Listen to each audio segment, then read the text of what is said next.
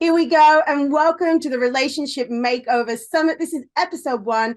I'm Clifford, your spiritual guide and energy alchemist and host of this series. I'm so excited to welcome Rachel Kalb. Thank you so much for being here. Thank you so much for having me. I'm excited to be here with you.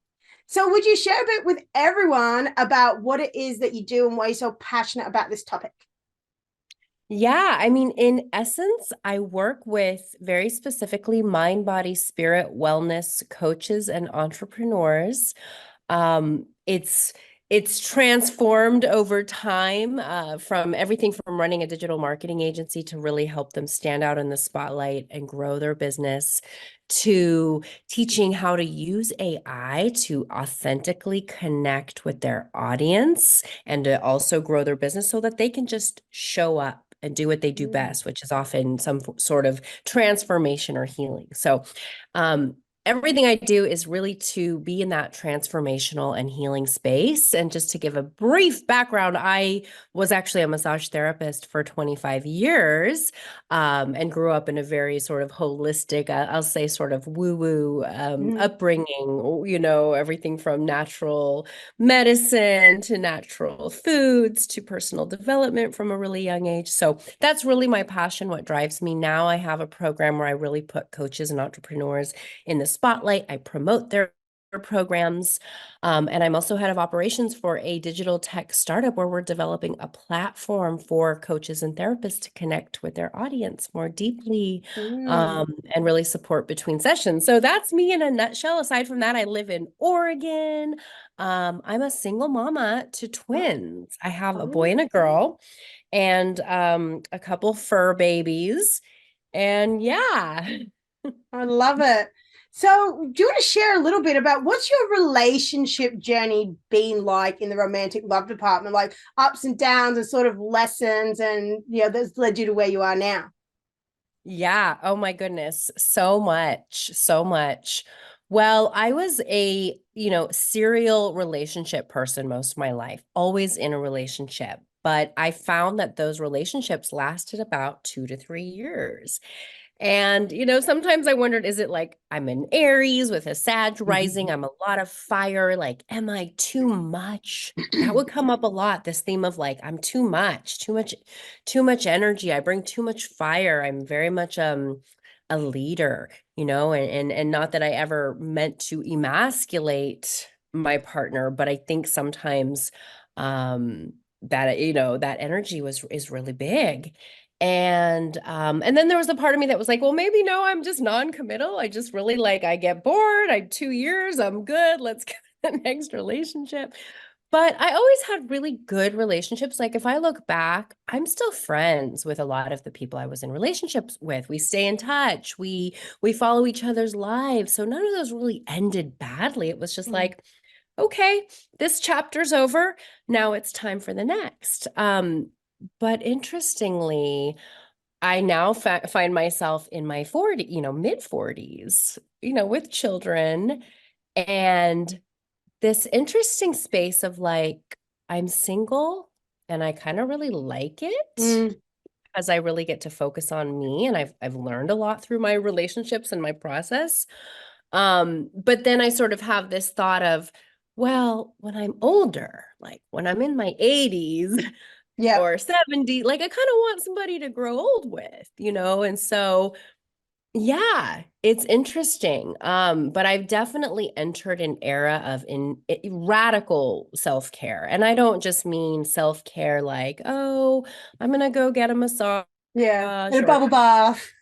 no, I mean, yes, that's nurturing, but Hmm. really truly entered a time of self-care where it's like, what do I really want? What are my boundaries now that I never had before and allowed me to not live in my truth in relationships or with myself? What are my priorities? What do I want to do with my life that involves taking care of me while supporting others, but not taking care of them? Because I found I was attracting, I always called them birds with broken wings. Mm, I always said, somehow I feel like I attract these fixer uppers, and that's not the truth. We all have our stuff, right, and our stories. But I feel like I'm in a place now where my self-care involves meditation. It involves breath work. It involves Mm-hmm. prioritizing, my travel and the lifestyle that I really want. And until either I find the person that can do that dance with me and really honor and support that that's my needs, or they just we find each other magically, I feel really good about where I'm at, and I don't feel like I need the Yep. relationship. I don't need it like in the past I may have felt like I really needed it for some sort of fulfillment Mm-hmm. or validation or whatever that was about. And this is why I'm so glad that you're our first speaker, because this summit is for people in both a relationship and single. And the defining thread is that they want to have amazing relationships. And I was I was in like quite a few long-term relationships between like 7 years and I think 3 years, and another on and off one for a few years somehow. And I remember when I got to be single after that last relationship before my marriage now, I was so excited to be single. I was like, yes, I'm single. Yes. And I traveled and I did things on my own. And I feel like because I was so lit up and allowing myself to enjoy being single and doing my own thing, that's how I just naturally met my partner. And so I think this could be a great thing to unpack in today's talk about how for our single viewers, they can really enjoy being single, because I see it as a lot of people, it's so easy to use the partner and the people as a type of drug, like getting a fix from them, like getting something from them and expecting things from them. So what do you think the shift was for you, going from feeling like you needed the relationship to knowing that it's actually you're good as you are and enjoying being single? Yeah, yeah, no, I love this topic. I think it was really finding true self-validation and self-love and not needing it from anything externally, coupled with becoming really present Mm. and not always looking to the next outcome or thing or, what's this next desire. And especially if that was attached to a relationship, like, oh, when are we going to do this together or buy a house or have Mm-hmm. children or travel here or, and also letting go of expectation. Because I think if I look back at a lot of my relationships, there was always some sort of unmet expectation, which can lead to disappointment, and that can happen on both sides. Yep. So I don't have that anymore, and it's very freeing. And my hope is that I'm in a place that when I do attract the right partner again, I still won't have that constantly needing any kind of validation outside of myself, that it's really about truly like accepting, loving, witnessing, and supporting each other.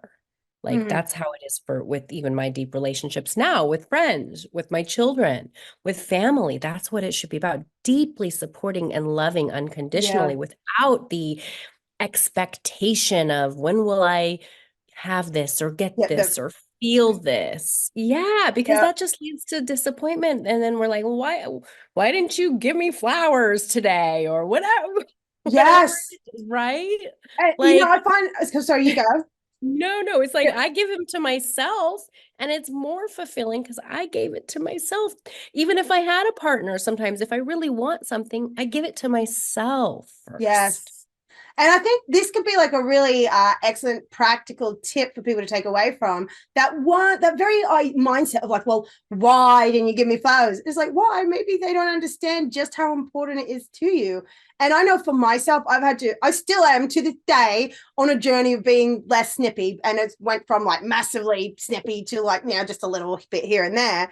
And I really do my best to not approach my partner from a place of like, well, why didn't you? To like come into myself and then get in a clear place and then actually say, you know what? I really love it when you buy me flowers. It actually makes me feel really special. And, you haven't done it for a little while and I've been feel a bit funny about it. So in the future, could you? And I think it's so easy. Like that, I think that's more how you speak life into like all relationships, really. But as women, we're so used to like sometimes just coming from that snippy energy. Do you want to talk on that a little bit? Yeah, absolutely. Because I think I operated from that place a lot and also operated from a masculine place, which almost can like deter a man Mhm. from wanting to do those things, Absolutely. And so I think just like you said, being able to verbalize and vocalize and also just become more aware of what is that need about, and is this like part of my love language, is this part of like having beautiful flowers around makes me feel appreciated, and it's an aesthetic that helps me feel loved and beautiful, and like understanding where that unmet need is coming Mm. from and why we're wanting it from that person. Maybe it's words, maybe it's like, you want to hear you're beautiful, or there's certain things. And I think just being able to verbalize it from that place of love and coming from a place of like mutual respect and understanding, Yes. instead of like, well, why didn't you do this, or expecting it and then being mad and you're stomping around the house when you're making dinner, and the person's like, well, And what did they I have no do? idea why. No They don't idea. know that it's that important to you at Right? all. Like there's so many other ways we could do Yeah. things, but it takes a lot of emotional maturity to be in a relationship. Yeah. I've learned I haven't had the full emotional maturity I would like to have in any relationship with a man yet ever. I'm excited for the next one so that I can practice Yes. and be aware of that and conscious of that. Yeah. And this means that you'll, like, I always call it upgrading. So with all of my relationships, I actually upgraded. And I definitely had a lot of relationship problems. And I had a couple of ones that, weren't real relationships and just using me. But the long term ones, each one, I learned a lesson from the man and I came from it stronger. And then because I learned my lessons, I ended up upgrading with the next one.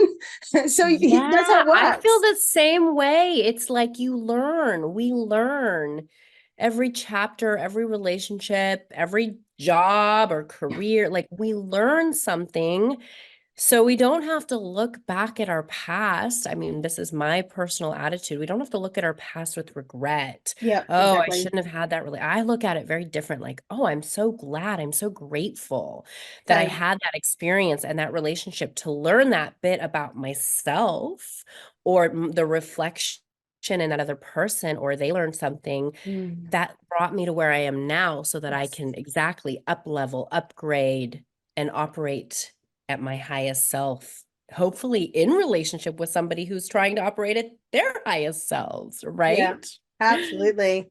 And I think it's so important for us women to realize how logical men are. So when it comes to the thing about like, well, why didn't you do this? And well, because they have different values. But if you can, like, from that place of love, really explain and say, you know what? And as you said, I love that you said that. It's not just about the flowers. It's about what is, because there could be many different reasons why someone wants flowers. And if you can lovingly explain that and then give a request, like, a man will do his best to fulfill that. But if he feels like you just come like, why this and why that, he's not even going to want to think about it. He doesn't want to. No, because then it's like a loaded gun. He's like, Yep. did I do it right? Was it the right timing? Is it the right flower? Is she gonna, like, I think leaving that space for it to be a very gentle, loving Yes. request, and then asking in return, what can I do for you? Where are you? What would make you feel more validated, valued, appreciated? It's an opportunity then to turn that around and ask and offer that in service to our partner. Absolutely. And I'll be honest, that's one place where I fell short, not thinking to ask that. And it was, I mean, somewhat a lot later in the relationship than I think it should have been, that I really clicked and realized about asking him in return.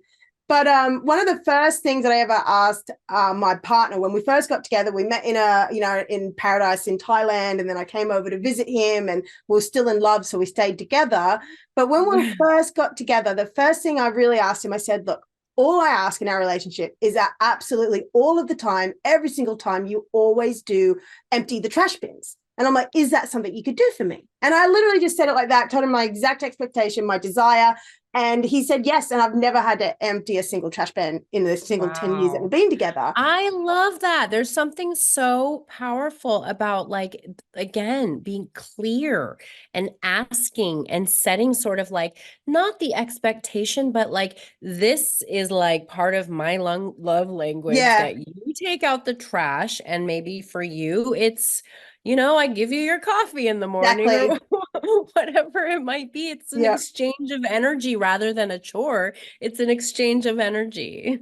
Yeah, and I always tell him, like, even I think literally yesterday he came to the office and he grabbed my little trash bins because I have little bins everywhere. And I said, thank you so much for your noble service. Like, I really believe emptying the trash is one of the noble things a person can do Yes, because no one wants to do it. yes. So Yeah. I would love to unpack with you. So, because at the moment, right now, it sounds like you're unpacking, like you're in trust, you're loving being single, but you still have that little awareness of like, yeah, but what if? What are you doing, and what can you recommend to our viewers to come out of that mindset of like, oh no, I have to hurry it up. It has to happen now. When will it happen? Like, what tips can you give there? Yeah, well, it's interesting because I do a lot around manifestation. I'm very, very much, um, I'd say almost religious in my new moon manifestations and the full moon. I do release, but I also ask and I charge my manifestations, and I keep myself open to Mm, love as part of that. And I do I love that you're really into visualizations and energy work and guided imagery, because I believe that when we open up our heart chakra and we focus on colors of love like pinks and reds and those colors, not necessarily for romantic love, but I do very specifically manifest that I am open to mm, receiving love as well as recognizing, because sometimes we don't know what's right in front of us or right around the corner. And so I very intentionally keep myself open while knowing that I'm enjoying this time of cultivating a deeper sense of self-care and enjoying my life. I'm not putting up a barrier. I think sometimes people think it becomes very like, if I'm single and I'm not dating, then I can't be open. I don't believe that at all. I mm-hmm. think you can be single and take care of yourself and be open, and not necessarily be open in a way where you're like, oh, I've attracted the wrong man. I'm not going to be open because I might attract. Instead, it's more an attitude of like, I'm working so deeply on myself that I know I will magnetize and attract somebody who Yes. meets me where I'm at as I grow and up level. So I'm allowing myself to stay open and aware to that possibility. And so that's kind of the way that I approach it, is like, I'm happy, I'm content, but I'm not shut off. I'm not closed off. Mm, And if anything, I'm actually working on cultivating my heart, my coherence with my love that. heart and my mind, and allowing space so that I can recognize when that soul partner shows up, Yep. because you never know. It usually shows up when you least expect, or Literally. not in the way you imagine. It's probably not going to be on some dating site I'm scrolling. It's going to be like some random, and so I'm just allowing myself to stay really curious and open about that. Yeah, that's why the clients that I've had that have the chronic romance block, I have to in the most kindest and loving way, but very directly. I'm very direct. I say you've got to get a life. I'm like, and I mean this so lovingly, but so many women sit around and it's like, and you're not, and I tell them you don't do this for the guy, but if you were to go on a relationship like a date with a guy and then what have you been up to? Well, I've been sitting around obsessing about when am I going to get a partner. It's like, well, that's not a good thing Well, to they're talk not going to about. just come knocking down your door. That's the thing. It's Yeah. very unlikely they're just going to show up, the knight in shining armor, at your door. Here I am. I've been looking for you. So, yes, absolutely. And that's one of the things I've tried to do more, especially since the pandemic. I work from home. I got Yeah. very isolated. So it's like, yeah, I'm traveling more. I'm getting out in the world. I'm definitely putting myself, getting back out hiking and in nature. So I'm Mhm. putting myself into places and situations where that is a possibility, so that you can attract and magnetize and manifest. Because Mhm. if you just hide, it's not Yeah. probably not going to find you. Right. So another thing that I want to explore before we wrap up is I know like people like you and I, and a lot of our viewers will be very similar, high vibe, spiritual type people, but it's quite, we know what it means when we talk about like keeping our heart open and helping with the, heart coherence. And would you give like a little like practical tip that our viewers could use to help open their hearts to love more? Yeah, I mean, I think, whether you do visualization or breath work or meditation, or you just take a little time in your day, maybe your morning before you get busy, um, to to close your eyes and to really visualize what you want, what you desire, and get really clear. I find with manifestation, the clearer I am, and get descriptive. What is this partner? What are they like? What is their voice like? What is their mannerisms like? What do they Yes. look like? How do they adore you? Like, get really detailed in your visualization. And also, how does this person make you feel? And then feel it. Like, do you Yes. feel excited? Does your heart flutter? Do you feel calm with this person?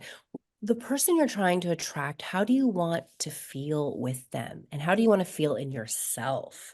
More confident, more alive, more passionate. Maybe it's just to feel calm, feel taken care of, feel nurtured. So visualizing, really feeling. I am a big fan of journaling. I think Mm. writing, journaling, writing out what you want, get really clear.